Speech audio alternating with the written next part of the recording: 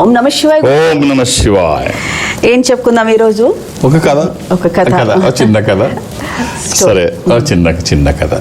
ఓ రాజుగారు, ఆయన చక్కగా భక్తిభావం కలిగిన వాడు, ప్రజలను కూడా చాలా మంచిగా పాలించేటువంటి. అంటే ఈ ఆధ్యాత్మిక భావాలు ఉన్న వాళ్ళకి కొంచెం అది ఎక్కువ ఉంటుంది. సాత్వికంగా ఉండేటువంటి వాళ్ళకి అలాంటి లక్షణాలే ఉంటాయి. సో ప్రజలను అది బాగా చూస్తున్నాడు. మంచి ఆధ్యాత్మిక భావాలు కలిగి ఉన్నవాడు తన రాజమహల్లోనే ఒక మందిరాన్ని నిర్మించుకుందామని అనుకున్నాడు. తనకిష్టమైనట్టుగా, తనకి నచ్చిన విధంగా, తనకి ఇష్టదైవాన్ని అక్కడ చేసుకుందాం అనుకొని చక్కగా లోపల రాజమహల్లోనే ఒక కృష్ణ మందిరాన్ని తయారు చేశాడు. అద్భుతంగా తనకు కావలసినట్టుగా కట్టుకొని అందులో ఒక మంచి కృష్ణుడి విగ్రహాన్ని పెట్టాడు. రోజు వెళ్ళి అక్కడ పూజ చేసుకొని వచ్చేటప్పుడు కృష్ణుడి మెడలో వేసి ఉన్న మాలని రాజుగారికి ఆ పూజారి గారు వేసేవారు. అది వేసుకొని ఆ రోజంతా ఉండేవాడు. ఆయన మాల ధరించున్నాను కాబట్టి అన్నీ మంచిగా జరుగుతాయని ఒక భావన, కృష్ణుడికి ఓ నమ్మకం. అలా వేసుకుంటున్నాడు. నాకు ఇది ఉన్నంత వరకు ఏమి ఇబ్బంది లేదు, ఉంటుంది అని చెప్పి అలా ఇక ప్రజా కార్యక్రమంలోకి వెళ్ళిపోయేవాడు. ఇలా జరుగుతూ ఉండగా ఇలా చాలా కాలం జరిగింది. చాలా కాలం జరిగి ఈయన పెద్దవాడయ్యాడు, పూజారి గారు కూడా పెద్దవాడయ్యాడు. ఇద్దరు వయసులో పెరిగిపోయారు, పెద్దవాళ్ళు అయ్యారు, వృద్ధాప్యం వస్తోంది. ఆ సమయంలో సరే ఒకరోజు అనారోగ్యంతో బాధపడుతూ రాజుగారు, ఈరోజు నేను పూజకి రావట్లేదు, ఆ పూలమాలను కూడా ఈయనే పంపించేవాడు, ఏది పంపించాలో కృష్ణుడు. సరే ఇచ్చిరా, ఈ మాల ఇచ్చిరా, ఇవాళ మాత్రం నేను రాను, అది కృష్ణుడి దగ్గరే ఉంచండి, నేను ఇవాళ రావట్లేదు, నాకు ఆరోగ్యం బాగట్లేదు. వాళ్ళతో కబురు చేశాడు, సైనికులతో కబురు చేశాడు. వీళ్ళు ఉరుక్కుంటూ పోయి చెప్పారు, ఇవాళ రాజుగారు రావట్లేదు, ఆయనకు అనారోగ్యంగా ఉంది, ఇవాళకి పూజ మీరే చేసామన్నారు. అప్పుడప్పుడు ఇలా జరుగుతూ ఉంటుంది. సరే, ఎవరికైనా అది సాధ్యం, ఇవాళకి మీరే చేసామన్నారు. సరే, అలాగే జరుగుతుండగా మళ్ళీ కాసేపటికి ఉరుక్కుంటూ పరుగుల మీద మళ్ళీ ఆ భటుడు వస్తాడు, వచ్చి చెప్తాడు. అప్పటికి జరిగిన డ్యామేజ్ ఏంటంటే, ఎప్పుడైతే రాజుగారు రానన్నాడో ఈ అర్చకుల వారి పాపం ఏం చేశాడు, నా చిన్నప్పటి నుంచి ఈ దేవాలయం కట్టినప్పటి నుంచి మాల ఆయనకే వేస్తున్నాను కృష్ణుడికి తీసి, ఇవాళ నాకు కృష్ణుడు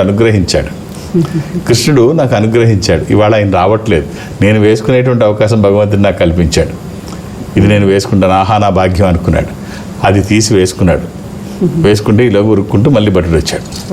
వచ్చి లేదు ఆయనకి ఏమాత్రం మనస్కరించట్లేదు, అది వేసుకోకపోతే ఇక్కడ దర్శించుకోకుండా ఆయన కనబడకుండా ఏదో మైండ్ ఏదో ఆయనకి తొలిచేస్తోంది, ఇబ్బందిగా అనిపిస్తోంది, అస్సలు బాగలేదు, కాబట్టి మళ్ళీ వస్తున్నారు. చాలామందికి ఆ సెంటిమెంట్ అలాగే ఉంటుంది. సో మళ్ళీ ఆయన లేకుండా ఆయన ఏదో అలా ఉంది, దర్శనం చేసుకొని కానీ మళ్ళీ వెనక్కి వెళ్ళని అంటున్నారు, వస్తున్నారు. ఏం చేయాలి, వేసేసుకున్నాడు. అది వేసినది రాజుగారికి వేస్తే తల తీసేస్తాడు, వేసుకున్నట్టు తెలిస్తే అస్సలు ఊరుకోడు. ఏం చేయాలి, ఇక ధైర్యం చేసి వణుక్కుంటూ కృష్ణుడి మెడలో వేసేసాడు. యథాతథంగా వేసేసిన తర్వాత రాజుగారు వస్తాడు. రాజుగారు వచ్చి రాజుగారికి మళ్ళీ ఇది ఏమీ తిరిగినట్టు అర్చకులు వారు ఆ మాలని, ఆ పూలహారాన్ని తీసి రాజుగారి మెడలో వేస్తారు. రాజుగారి మెడలో వేస్తే రాజుగారి మెడలో వేస్తున్నప్పుడు చూస్తే ఆ పండిపోయిన వెంట్రుక ఒకటి పెద్దగా కనిపిస్తుంది. ఈయన వేసుకున్నాడు కదా, అడావుడిలో తీసాడు, మామూలుగానే తగులుకుంటాయి, అడావుడిలో తీసి కొంచెం కనిపిస్తుంది ఇలా చక్కగా పెద్దగా పండిపోయి. అది ఈయన అలా ఉందో తెలుసు కదా, ఈయనకి చూస్తున్నాడు కదా, ఈయన వేసేసుకున్నాడు. అప్పుడు అడుగుతాడు, ఏం జరిగింది, ఏంటి నువ్వు వేసుకున్నావా అని అడిగితే, లేదు అంత ధైర్యం నాకెక్కడిది మహారాజా, నా తల నా మీద ఉండాలని ఇది నాకు ఉంటుంది, నేను ఆ పని చేయలేదు, నేను వేసుకోలేదు.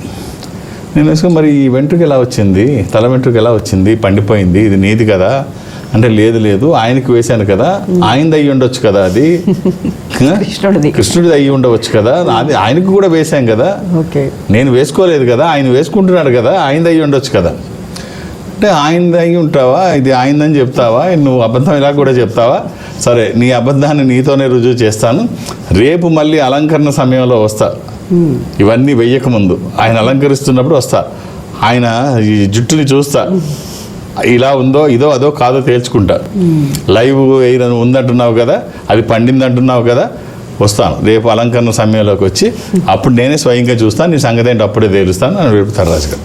వీళ్ళు రాత్రంతా నిద్రపడ్డది, కృష్ణ ఏంటయ్యా నాకు ఈ పరీక్ష, రేపు పొద్దున్న నా తల నా మొండ మీద ఉండదు, ఆయన ఏమాత్రం ఊరుకోడు, భారం అంతా నీదే, తప్పు చేశాను ఒప్పు చేశాను నాకు తెలియదు అని భారం అంతా ఆయన మీదే. తెల్లవారులు ఏడుస్తూనే ఉన్నాడు, రోధిస్తూ. సరే పొద్దున రాజుగారు వచ్చాడు. రాజుగారు వచ్చి చూస్తే కృష్ణుడి తల పండిపోయి అలాగే ఉంటుంది. అలంకరణకు ముందు ఎప్పుడు చూడలేదు ఈయన. మామూలుగా కిరీటం అన్నీ ఉంటాయి కదా, అన్నీ తీసేసి పోలవరంలో అన్నీ తీసేసి కిరీటం ఏమి లేకుండా చూస్తే అది తల పండినట్టే ఉంది. ఇందులో ఎలా ఉందో అలాగే కనిపిస్తుంది. ఈయన విగ్గు తీసుకొచ్చి పెట్టుంటాడు. ఈయన పూజారి గారు ఏదో విగ్గు తీసుకొచ్చి పెట్టుంటాడు, ఏదో చూద్దామని చెప్పేసి ఇలా పెట్టి ఇలా లాగుతారు. ఇలా గుంజేసరికి దాంట్లోంచి బ్లడ్ వస్తుంది. సో అప్పుడు రాజుగారు భయపడిపోయి వణికిపోయి అది రియల్ ఎయిరా ఆయిందే అని చెప్పేసి కట్ చేసి ఈ కథ మనకి ఏం చెప్తుందంటే, నమ్మిన వాళ్ళని ఎప్పుడూ మోసం చేయడు, నమ్మిన వాళ్ళని ఎప్పుడూ ఇబ్బంది పెట్టడు. నువ్వు నిజంగా మనస్ఫూర్తిగా ఆయన ఉన్నాడని నమ్మితే ఖచ్చితంగా కదిలి వచ్చి అక్కడ ఉంటాడు. ఆయన ఎప్పుడైతే నువ్వు ఉన్నావని నిరూపించుకొని నా తల తీయకుండా చూడు స్వామి అని అన్నాడు. వేరే మార్గం లేదు. ఆయన అక్కడ అలా రావడానికి ఇంకా రాకుండా ఉండడానికి అవకాశమే లేదు. కాబట్టి నమ్మి కొలవండి. ఆయన ఎప్పుడు